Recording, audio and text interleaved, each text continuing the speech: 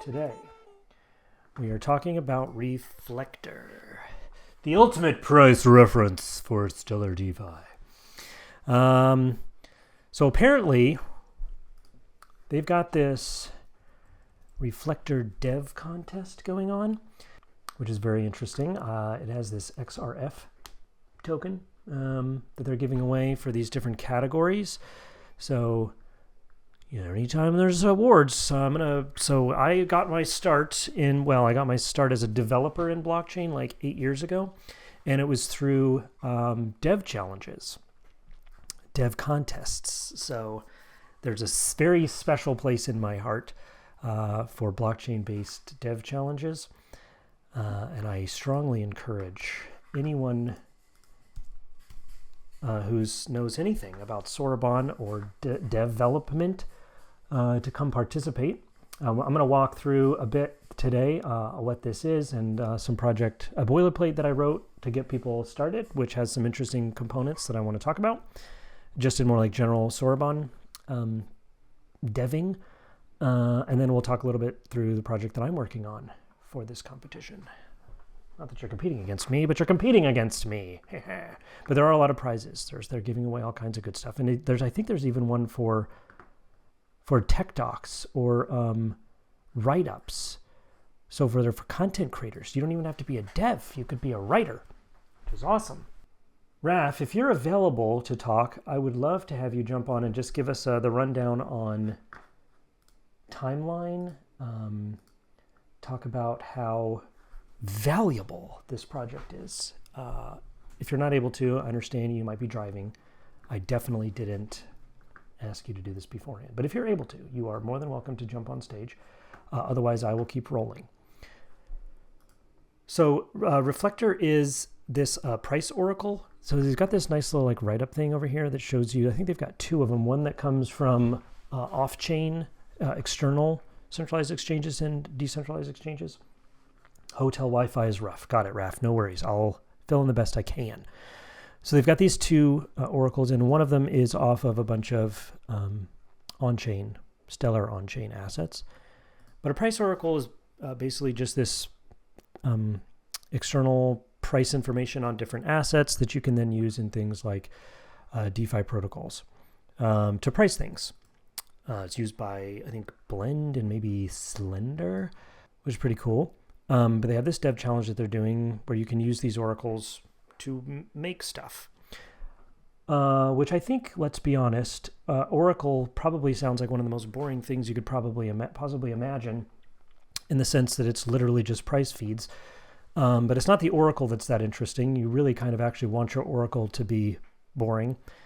It's all the things you can build on top of it when you have stable pricing information coming from off-chain to then make decisions on-chain. So there's a ton of really interesting things you could build.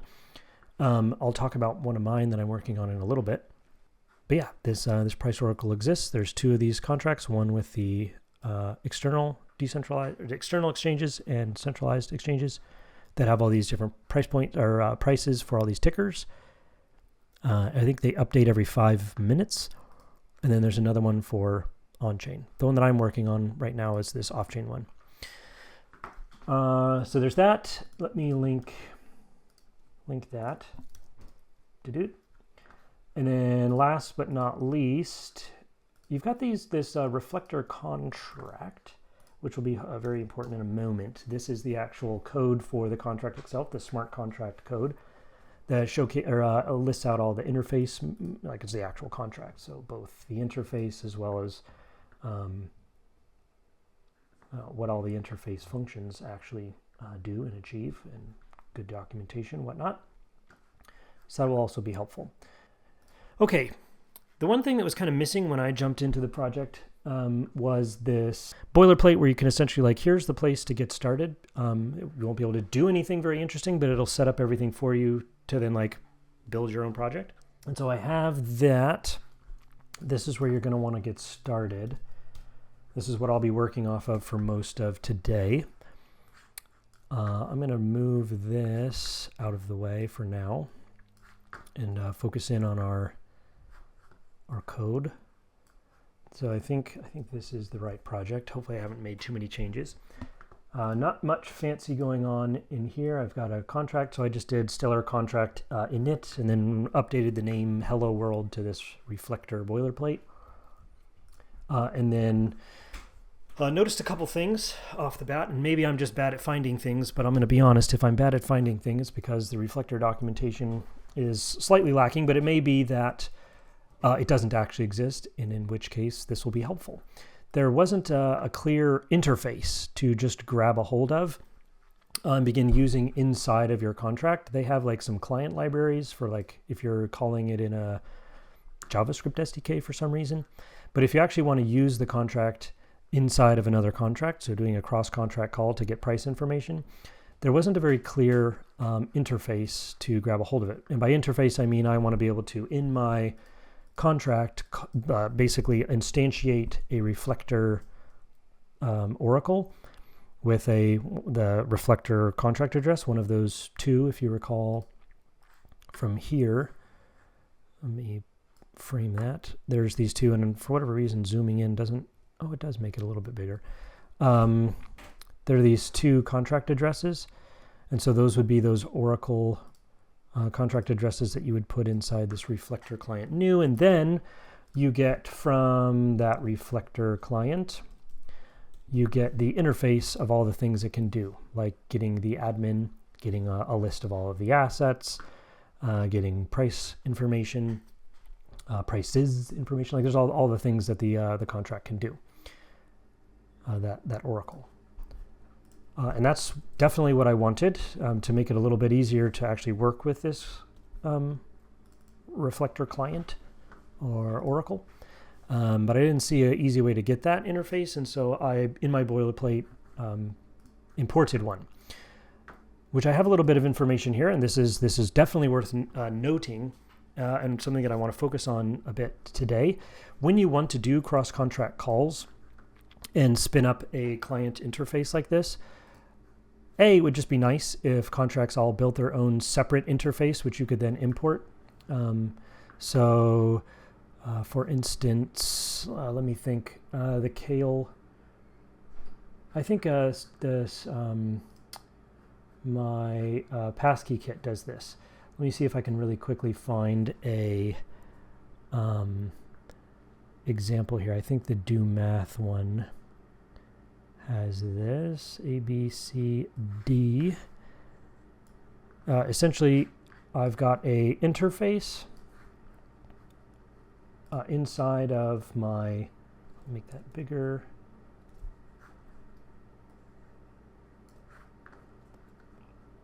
When you import into the contract, I can import this passkey-kit interface, and it looks for this WebAuthn wallet interface. So if I pull up the code for the passkey-kit, there is a contracts, smart wallet interface, source library that is just this interface. It's this smart wallet client, and it lists out all the things that the smart wallet interface can be, which gives you just a really clean interface. It doesn't give you any additional code. So when you go and import it in another smart contract just to get the smart wallet interface, it's only going to include the interface itself, not any of the code behind the scenes.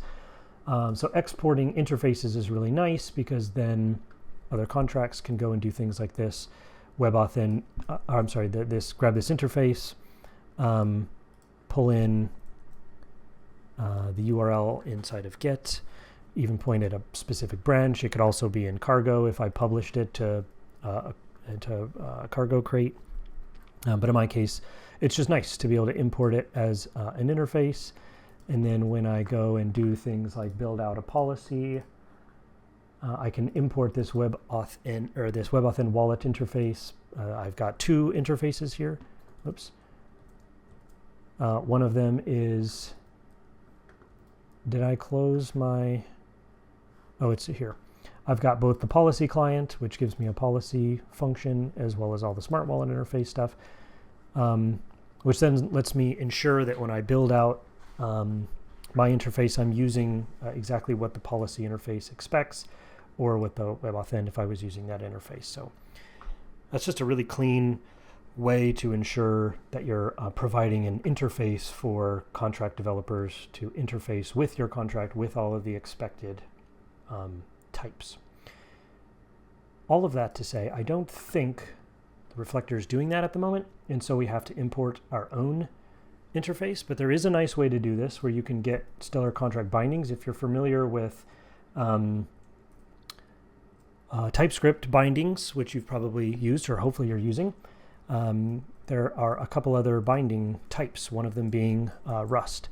And so if we know, or if we're able to grab a hold of that Reflector Oracle GitHub and then build it into a WebAssembly file, we can actually do a stellar contract bindings Rust instead of like TypeScript, point it to the WebAssembly file that we build, and then it will generate for us this, which will be the interface of that WebAssembly file, which then we can import just as its own file, which then we can pull in like that, which then lets us use things like pulling in the Reflector client, and get that interface.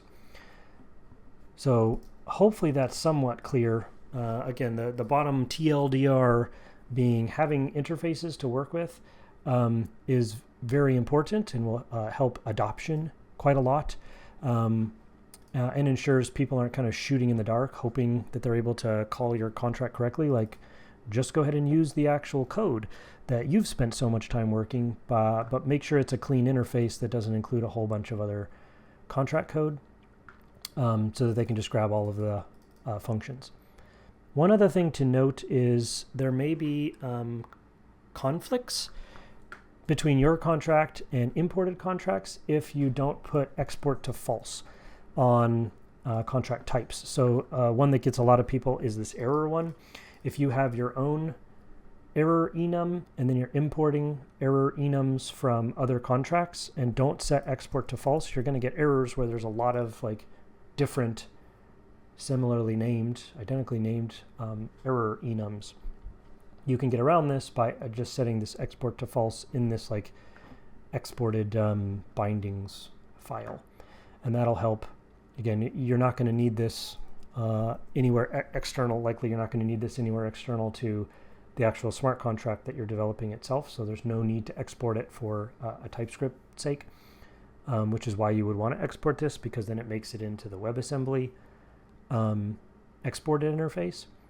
So either you'd have to like rename this, or just don't export it, or rename your errors to, I don't know, Reflector Oracle Boilerplate errors.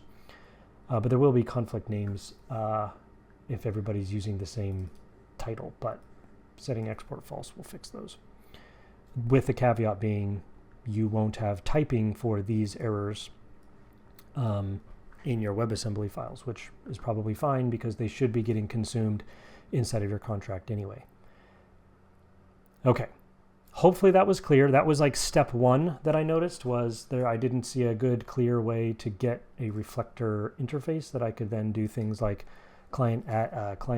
Reflector client, and then dot, and then see all of the functions that I had available to me along with the documentation. So I did that, and so you've got that in this boilerplate. The second thing is that the Oracle, so that's put a pin in that one. That is one chunk of information that's helpful to know about building interfaces. Done, chapter closed. Chapter 2 is all about testing. And this is particularly important for testing external contracts that have state, rely on time, have state expiration. It's going to be really important to be able to test your contracts against like on-chain data. And this is really true for oracles that have a lot of different assets, that have a lot of different prices, that all rely on like times and things changing over time. And so I'm sitting there thinking, this is unfortunate. Like, I'm not quite sure how to like spin up an instance of like testing a contract. I want to build a contract that uses Reflector oracles, but if Reflector doesn't have data in it, how am I supposed to test like pricing information and differences between prices going up or down? It can be quite tricky. And this is where snapshots testing snapshots come in. And this is something that's, if you have been around the stellar Soroban land a while, you might have actually missed, because it's not that new, or it is quite new. And it didn't really get a whole lot of fanfare, which is unfortunate, because it absolutely changes everything about the way that we test. Because essentially what it lets you do is grab on-chain data and hydrate your testing environment with that on-chain data, which is awesome. So I have a function here. Is this big enough? If it's not, let me know. Seems big enough to me. All right. There's a joke there that I will not say. So in Snapshot, there's a stellar snapshot create. And let me pull in my...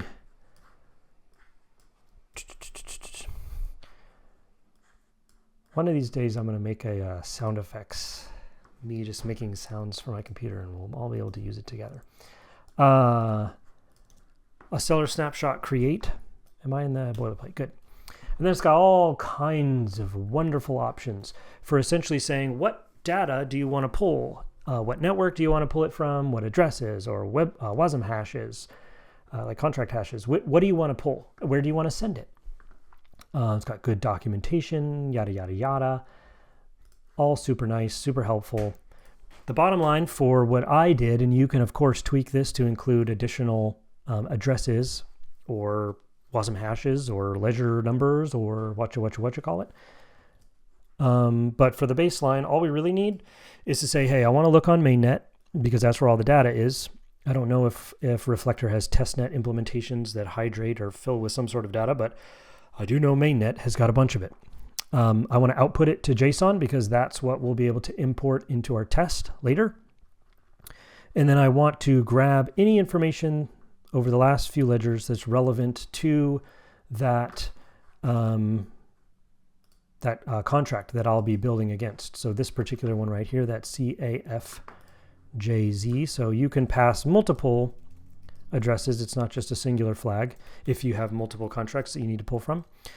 And then you just call that, and it'll take a little bit of time, particularly with this Oracle contract, because it's got a whole bunch of data. But if I run make snapshot, it'll remove the old one, and then it'll just start pulling buckets over the history and start looking for information, ledger entries that are relevant to this particular Oracle address. So it'll download a bunch of them. And I probably shouldn't have deleted that, because all of my tests are reliant on the particular version that I had. So you'll get to see me rewrite all of those, and we'll struggle through together. But essentially you can see that it's finding some entries as it looks through those buckets. It's going to put all of those into a JSON file, which will then eventually pull into our test. So this is going to take a minute to run. So while that's running, let's go ahead and look at our test. It's very, very simple for this particular boilerplate. Did I change anything in this? Let me make sure that nothing here has changed. The test, basically, you've probably been using I think it's default. Oops. For most of your tests, which makes sense, but it does populate your state, your blockchain, with no data at timestamp 0 and sequence number 0. But if you want to populate from a snapshot filled with relevant data to your contracts or your WASM hashes or what have you, you can pull it from a ledger snapshot file, which will be this JSON file that looks like it got completed in 1 minute and 22 seconds. Just got populated right here. So if we were to go and look at that, it's just this massive, in this case, some of them aren't always this big, but I'm telling you, Oracle data, it does something every 5 minutes for a whole lot of entries. And so you churn that over the last, however long the snapshot runs, and it's a whole bunch of data. And so all of that information is loaded up into our environment. So we're kind of like hydrating our environment, our testing environment, with a bunch of mainnet data, which is really cool. I go ahead and set my configure to not capture snapshots. This is just a personal preference thing. Snapshots are important if you're doing like production level testing. and you want to test differences between protocol releases to ensure that your contract hasn't broken or changed in some way, you can do like a diff between those snapshots. So you may have seen when you run tests, you get a test snapshots directory. If you don't want that, particularly if you're, going hard and fast on testing and building your contract, you can just set this to capture false, which I'm going to do.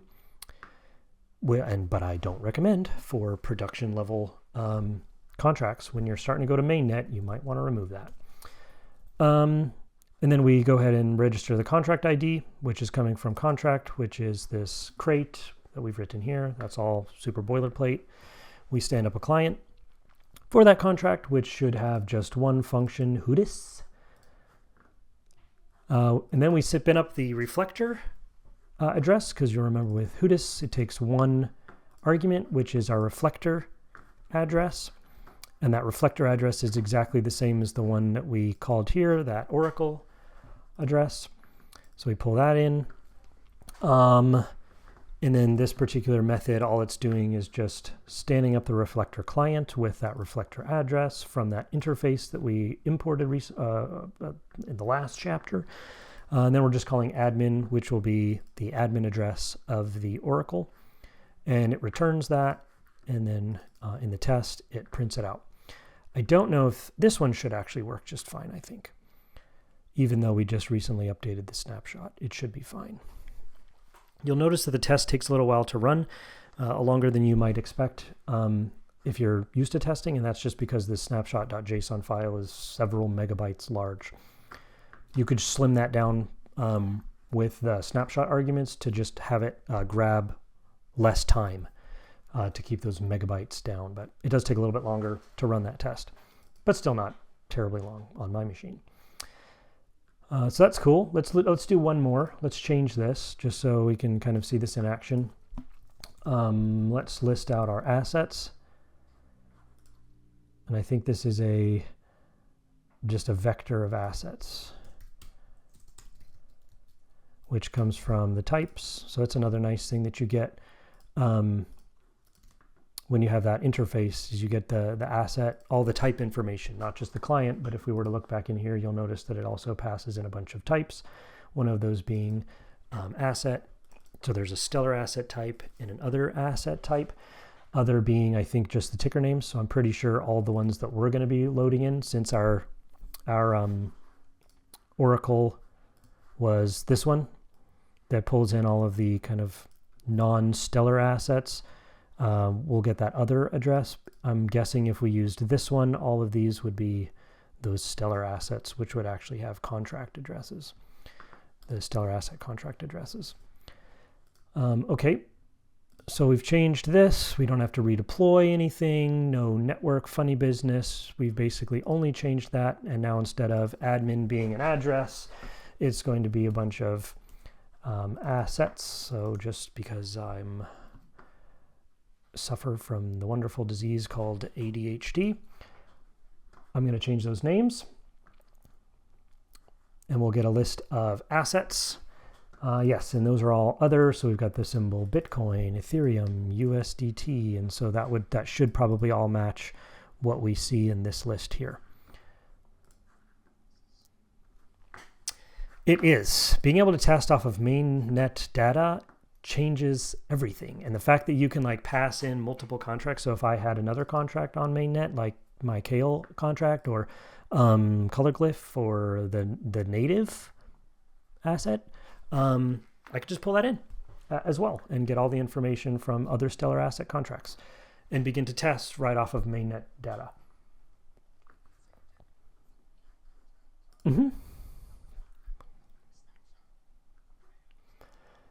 Yep, the only thing that would change was I would just pass in another address flag for the kale address, and then it would both listen for the Oracle contract ledger keys as well as kale ledger keys. And you can pass in address as well as WebAssembly hashes. I think you can pass in G addresses.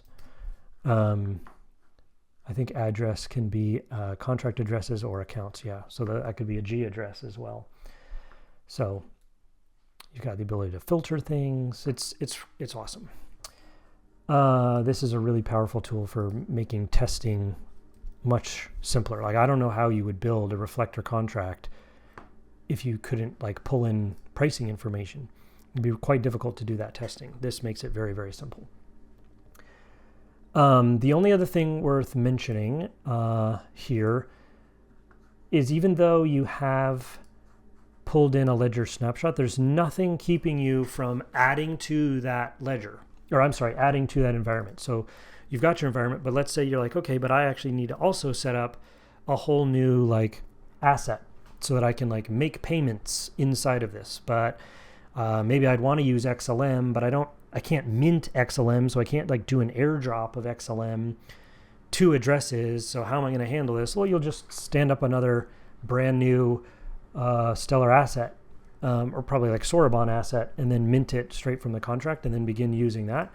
So you can both like hydrate your new environment with mainnet or testnet, futurenet ledger data, and then you can just begin to add on top of that with all your normal testing stuff.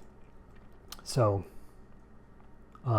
yeah, this changes the game for developing stuff like this, and it's all baked here into my Reflector boilerplate. Okay, do we have any questions about this? Again, there's 29 lines of code, so hopefully there's not too much that's unclear. Obviously, you'll want to submit more than this to the dev challenge, but oh my goodness, does this make it so much easier to actually build stuff, being able to actually import things. So here's if I wanted to test, let's say, SourceSwap aggregator, I would have to do the snapshots for Phoenix, SourceSwap router, factory pairs, et cetera, et cetera, et cetera. Yeah, probably. Again, just passing all the contract addresses, your snapshot might be massive and running tests might be slow, but you can limit the number of buckets, perhaps, that it pans over, with the idea that you'll only get the data that you looked for in those snapshots. But you will have that data. So put as much stuff in there as you want to, and then you can begin to test off of that. I haven't, when it comes to like more complex stuff, I haven't done a whole lot of testing, but I also know Lee, who built this snapshot tool, is very interested in people playing with this and finding ways to improve it. So I say go nuts and report back. Can you repeat, why is the capture on drop set to false? Yeah. So if I run this test, we won't get any folder here that gives me the result of what the testing did. So this is particularly important, again, when you're crossing between protocols or updating your contract and you want to see what is the impact of my change. I held some storage. Maybe you even want to pull in from a snapshot that you ran in the past. It's like this ability to sort of freeze in time with a specific like SDK, what the result on Ledger would be, so that then when there's a SDK update or a protocol update, you can rerun your tests with the new SDK and see if there's any significant changes. Or maybe you update your contract and you're getting ready to push that upgrade function that you've been waiting to use. Before you do that, run it all in tests and see, oh shoot, we changed the name of a key, which would completely break the contract. Or we're storing something in a weird way that's unbound. So for example, if I go in here and I set capture at drop to true, or just leave it as default, you'll notice that when this is done running, it will both run the test and create a directory with test snapshots, which gives me the ledger state of this particular environment. One of the reasons I don't do that is because this file is going to be massive, because it's both pulling in the ledger snapshot and performing any updates to the ledger. But this I could commit to GitHub to version control, and then 10 years later I decide I want to update my contract. I rerun my tests and realize, ooh, something changed. What was that change? I can look at the diff between those snapshots and see what the impact of my changes has been, particularly when it comes to things like stored items. Ooh, I forgot I was using temporary and now I'm using persistent storage. That's going to break everything. And looking at those diffs can help. But these snapshots can be pretty big. As you change names of tests, it will create different snapshots. So if you're developing hard and fast, you'll end up with like a whole bunch of test snapshots. Some of them are completely irrelevant. So what I usually do, there you can see super test. I usually keep this off until I'm like, okay, I'm minting version 1 of my contract and it's time to actually print a snapshot. Personally, I wish this was maybe more opt-in versus opt-out, but I don't always get what I want. But I do just go ahead and set this to false, typically while I'm developing stuff quickly. Does that make sense? Hopefully so. Okay, so I don't see any other questions. So things must be as clear as Mississippi mud. So I'm going to move now to the inspiration part of our time, the contract that I'm actually working on. So as I started to think about what I might do for this challenge, I'm going to leak all of my secrets in hopes that someone steals them and makes them better. I had this idea for, do you guys know what Polymarket is? It's like a predictive market. You can bet on whatever. So it became really popular with the US presidential elections, but they've got stuff for who's going to win the Super Bowl.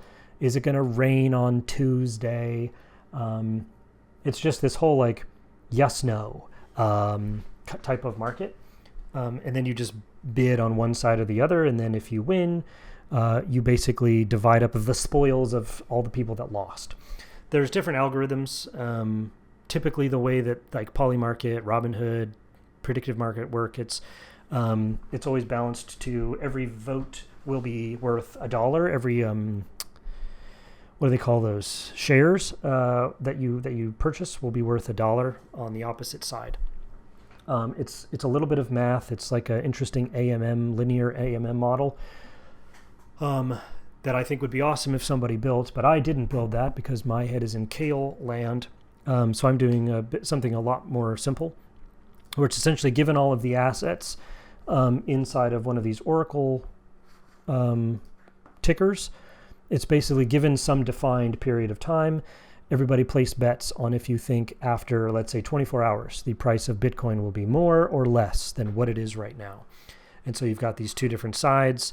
People bet on both sides of those. Your bets get amplified based off of the more that you stake. So let's say the base asset was USDC. You bet in USDC on, yes, the price of Bitcoin will be lower or higher.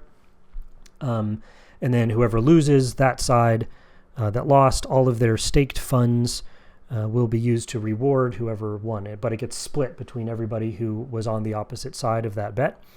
With the idea being, in my model, instead of it being based off of shares, I guess it's still kind of shares, but you get amplified based off of, you've got your base stake, let's say 5 USDC. Yes, the price of Bitcoin will be higher in 24 hours. The longer you wait to make your bet, the less power that $5 will give you in your shares. So the quicker you are to make that bet, the larger your shares. And it's just a really simple, the way that I'm doing it right now is just, this is the SDK. The math there is just a multiplication. So it basically takes, see if I can find an instance here. It basically just takes the amount that you bet and then multiplies it by the time to live, or the difference in the amount of time between the time now and the expiration in seconds, and multiplies it. So if depending on how many seconds there are left before the round, as I call them, ends, it will be multiplied by your amount. So you bet 5 and it's 10,000 seconds, it'll be 5 times 10,000. With the idea being, the sooner you make the bet, the less likely, or I guess like the more variables there are, you have more chance of being wrong, but your rewards will be higher. So that's just a really basic way of doing something like a predictive market, but it all boils around back to this Oracle idea where we've got these pricing information that we can use When the round starts, I grab a hold, I make this oracle. You can see this is basically the same as we were doing in the boilerplate. We grab that oracle. Instead of getting assets or admin, I'm getting price information. In that price data is both a timestamp and a price. So when the round starts, we take a snapshot of what the price of whatever the asset was. We take that snapshot and we store it in the round. And then when everybody makes their bets on whatever side, it's going to go up, it's going to go down. They make their bets, and then when you go to claim, that's when we take a look at whether or not that price was higher or lower whenever that expiration ticker hit. So, what is this? Not even 300? Oh, come on. Basically 300 lines of code to write something. It's kind of stupid, but I think showcases like, Polymarket was a massive, very, very popular contract. People love to play silly games. And if there's one thing I would love to see more of on Stellar, it's silly games. So here's mine. I would love for someone to come up with a version of this there's a couple of things. First, let's make it that actually behaves like Polymarket or the Robinhood model, where it's more based on AMMs, a linear AMM model, so that it's $1 for every share that you buy if you win. And then the other one would be like throughput. Throughput on this is actually really interesting, like the Polymarket version of this. It was processing just hundreds of thousands of inbounds and running them all flawlessly on a blockchain, which is awesome. That would be pretty tricky to do. It was tricky to do on, I think it's on, what does Polymarket run on? It's must be Polygon or something like that, right? Polymarket. But they don't have that high throughput. Like their TPS is good, it's not that good. So they're doing some sort of centralized aggregation or pulling in those trades as they come in and synthesizing them into singular transactions and making that trade. So there's a lot of work that can go on behind the scenes to increase or improve that TPS between clients, like individual users and the centralized service that's running the trades. But because we have cryptography, sure, you've got a centralized third party, but that doesn't mean that it has to be insecure or centralized or custodial, right? You could do all of the signing inside of the browser and then just settle on chain every, 5 seconds or something like that off of an aggregate of all of the inbounds. So there's some really interesting things you could do, particularly given that Soroban is a WebAssembly. Like the whole of Soroban is itself Rust and can be compiled to WebAssembly. You can run you could run Soroban in something like a Cloudflare worker and actually be doing real-time settlement inside of an actual Soroban virtual machine at a far, far higher rate than the actual chain can do. But you're actually doing all of the verification and all of the the signature verifications and synthesizing all of the data, even like running not L2, but kind of like L2 smart contracts that are not deployed onto Mainnet, but run inside of like a virtual settlement engine that's very, very, very fast. That like everybody submits their inbound, buy and sell offers to this predictive market, and it settles all of those in an L2 centralized machine, but it doesn't have to be like custom logic. It could be Soroban itself. Running smart contracts, just doing it far faster because it doesn't have to do any consensus amongst nodes. It does it in a centralized service, but it's still cryptographically secure, still actually Soroban smart contracts, so that when you arrive at some resolution, you can actually submit that, every 5 seconds on chain for whatever the final result is. That kind of thing is super, super interesting to me. And things like Reflector and the Soroban virtual machine all being written in Rust with the ability for all of these serverless functions to run WebAssembly. You've got some like a recipe for some really, really interesting high throughput trading that would be really fun if someone would go and explore something like that. So all of that to say, somebody's asking for a demo. I don't have a demo. I'm not a genius, but I do have this that TDEP and I and Kai a few years ago worked on. What was that called? Soroflare? Is that on Stellar? The Stellar GitHub? So this right here is a repo that's kind of like the early stage versions of running Soroban, the actual virtual machine inside of a Cloudflare worker. So you've got this serverless $5 a month serverless function that's running Soroban. So you can upload contracts to it, you can submit invocations against it, and it happens very, very quickly. RP Siege was run on top of this. Or not RP Siege. Well, maybe it was the first RPG. It was Fast, Cheap, and Out of Control, that Asteroids game we built, right? You've got tons of people that are submitting things on chain that I need to actually verify, but I didn't want it to be on chain because then it would be public information and people could just copy their answers. So I wanted to run Soroban so I could like finally submit answers on chain if I needed to, but still run it in a centralized service. So we built Soraflare for that purpose. So this is like a first stab. An initial stab at that, and we tried to generalize a little bit. I wanted to do like simulations off of this, and eventually we just went on to other work. But the kind of things that I'm talking about, doing high throughput, really high TPS, synthesized trading, but actually still on Soroban, this would be a good place to like start poking around and exploring. Not because you have to use Cloudflare, but because this kind of forms the groundwork for running a virtual machine. Running Soroban itself is like a crate as a WebAssembly file that you can submit transactions against. Again, that's all experimental, theoretical work, but I don't know, looking at stuff like Polymarket and these predictive markets and just high throughput trading and how we could actually achieve that securely in a decentralized way, non-custodial, self-custody model on chain. This is the way. So some method like this would be the way you would do that. So lots of interesting work that could happen there. And having a really solid oracle that can price everything, that has not just pricing information, but also does time weighting. So there's, what's that called? Let me look at the contract code for this really quick. There's a method here that does like time weighted averages to pull this over here. TWAP or something like that.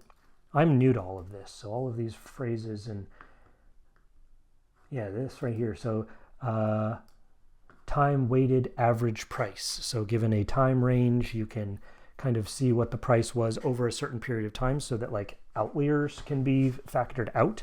So you don't get wild fluctuations off of individual timestamps, but you can kind of say, well, what was the price given like a 24-hour period or a 30-minute period or a 6-hour, whatever. That is super fascinating to me and is possible inside of the Reflector Oracle. Okay. Do we have any more questions? I'm going to look through this quickly, and then if anybody has questions, feel free to type them out, or Elliot or Karsten, if you've got questions, feel free. Otherwise, we will wrap, and everybody can get busy working on their Reflector submission. I think submissions are open till December 15th, so you've got a couple of weeks to build out some demo. They've got their own Discord. I think in that post, the Medium post, I think I linked to the Medium post. They've got information. I know they've extended it a couple of times, so the date on that post is not accurate anymore. But they've got information on how to submit, where to submit, et cetera, et cetera. Would love to see some people working on some wild entries there. Oracles are boring because they need to be, but the things we can build on top of them could be really, really cool. Okie dokie. Do oracles only work with price feed data? Could oracles ever take in data from an AWS server to trigger a contract? Yeah, sure. I mean, again, like the idea of an oracle, like an oracle's only as good as wherever the source of data. Like I could literally make an oracle today where every minute I have to manually go in and like look at Coinbase and update the price, right? But that's not very secure, and it's definitely not decentralized. You don't want that oracle, but that would be technically an oracle, right? You could plug in the weather API and make an oracle off of the weather data, and maybe you plug in a couple of different weather APIs. That's kind of the way this off-chain Oracle service works, is it aggregates, I would assume it aggregates a couple of different price feeds and then puts them all together. Chainlink has methods for doing this. Chainlink kind of, I don't know if they pioneered it, but they've certainly perfected the art of making oracles out of everything, where you've got a whole network of nodes that are providing information on whatever the oracle data is, and those networks get rewarded in their link token, and if certain oracle data providers lie, they get demonetized or whatever. So this is like a whole field of study and work of how to ensure data is accurate or right or trustworthy. You can imagine how terrible it would be if an oracle, even especially maybe a price oracle, was wrong about the price of something by some factor, and now all of a sudden everything that relies on basing their operations on that price feed, everybody just gets a terrible deal and loses tons of money because everybody tries to arbitrage between the DeFi protocol that has the wrong price for Bitcoin up against a completely different oracle that has the right, or DeFi service that has the right price of Bitcoin. And you have all of these automations that are built up on top of the idea that oracle data is accurate. So it's, you can make an oracle out of anything, but if it's not assured, if it doesn't have like security or decentralization built into it, I wouldn't trust it. Now, if it's weather data, I guess, maybe you can, I don't know. I always thought it would be fun to build a weather API. One of my very first, back when I was doing the Stellar Turrets network, like one of my very first examples was rain coin versus sun coin. And if it was sunny in my location, you could mint sun coin. But if it was raining in my location, you would get rain coin. And it was feeding in weather API, like weather.com API data from my location. So there's not a whole lot of risk there, like unless, I don't know, Suncoin, it was worth $1 billion and Raincoin wasn't. I might be incentivized to lie about I'm using the weather API, but really I'm not, and I'm feeding because I control whatever the oracle is.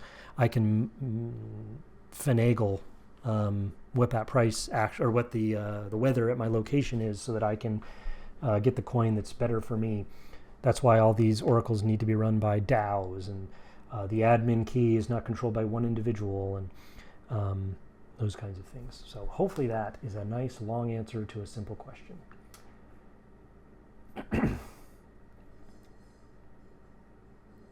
Reflector only price feeds. Yeah, as far as I'm aware, they're just price feeds. Somebody should build oracles for other stuff, but I think it's a question of what other stuff do we need, and does it need to be an oracle? Oracles are really expensive to run because you have to submit on-chain information frequently.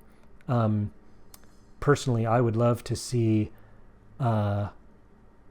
networks like L2s running oracles. So it's like still Soroban, but it's run by, instead of it being like this on-chain thing, it's a sub-chain thing that kind of runs on the side.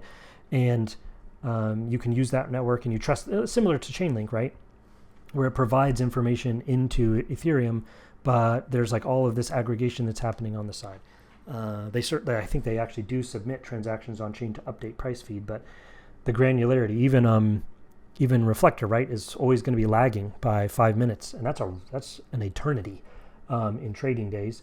So to be able to get the kind of granularity and resolution that's required for high frequency trading, we'll need to find ways to build out oracles that do not have to submit transactions on chain, but are still accurate. And again, with something like Soraflare, where you've got a network of entities all running that same network, and the only thing they're doing is providing oracle information. And what's really cool about that is because they're running Soroban, they can produce valid transactions that don't have to be submitted until they're required, until they're needed. So everybody's using accurate, up-to-date information, but it doesn't necessarily have to be on chain. It just has to be signed such that it could be on chain whenever it needs to be.